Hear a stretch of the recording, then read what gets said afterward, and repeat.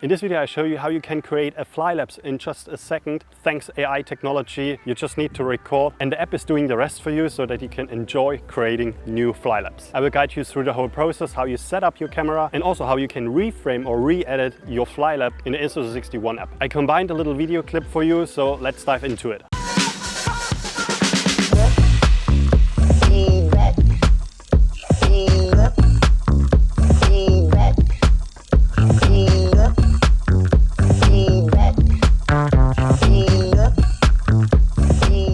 So okay, what is actually a fly lapse? So time lapse are steady pictures which created then to a movie, or hyperlapse is a moving time lapse. So in the fly lapse is actually the same than a hyperlapse, just there are rotating the axis so it looks like you fly around, and this makes this boring walking clip very interesting with this short lap fly lapse. So very easy, what you have to do is set up your camera with 5.7K and 30 frames per second, put it on your invisible selfie stick, then bring it up so that you have a straight, nice, stable hold. And what you then do at next is you just keep walking. You hold the camera the whole time on the same position. So you can also have it a little bit lower. So it's also nice to see this from the angle we are seeing usually, or you're just twisting it around so that you have also a lower angle. Or you have a 3-meter stick and you can use also a high angle, but keep in mind it could be a little bit wobbly. But what I do most is keep it a little bit higher than eye level. So, and then you walk steady and you have it straight,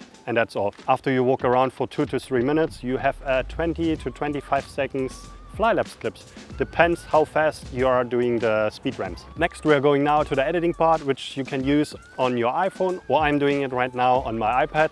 So let's go into it. Oh, and don't forget to like this video, subscribe to my YouTube channel, hit the bell notification so that you get the notification when I uploaded a new video. First of all, open your app, go to Stories, choose Fly Lapse, use this theme, choose a clip and tick. Now you're waiting until the app is analyzing your clip.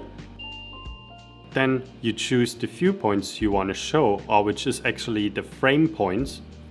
Once you're done, you're just ready to go, and you go to the icon and export the clip. Now you have two options, direct export or continue editing. We're going to continue editing. Highlight then the clip, go to POV and reframe. Now you're ready to reframe your clip. In Android it's very easy, you just press the little icon on the left, double click and you can change. But on iOS is the problem, you need to delete the whole reframe section. I hope there will be an update soon. But for now, you just need to click on the clip until the bin is showing up and you delete the reframe. Now you create key points and reframe the clip how you want, and also you can rotate so that you get this fly-in movements. Once you're done with reframing and setting all the key points, you can go back to the editing menu, go to tweak and speed. Now you can change or edit some new speed ramps. Click on the red bar until the bin is showing up to delete the speed ramp. Now you can change the speed from the speed ramp to create your new speed ramps on different positions. Once we are done with creating all the speed ramps, don't forget to turn off the motion blur, because otherwise it looks very irritating. I just use motion blur for hyperlapses. After this, we're going back to the editing and we can color correct and color grade our footage. Now we are coming to the important part, is exporting our footage. Click on Quick Export, then on Customize, and here on 10 Mbit if you upload it on Facebook, and 1080p. Choose 100 Mbit and 2K if you want to continue editing on your computer.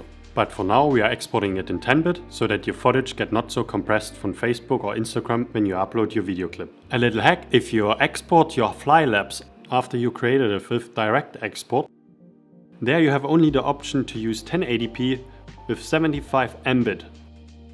So for a higher resolution, I would recommend going back to the editing menu, click on the export button and continue editing, and click then on export so that you can change to 100 Mbit per second with 2K for the highest resolution, which you can then edit on your computer. Whew, it's very sunny. I hope you learned a lot from this video here. Now you know how to create awesome fly lapse and how to re-edit these fly lapse. And if you have any question, please let me know in the comments down below. And just go on my Instagram account, my Insta360 account, and just tag me on your fly lapse and share the fly lapse with me. I would like to see what you have created, so tag me on Instagram. Yeah, until then, see you in the next video. Bye.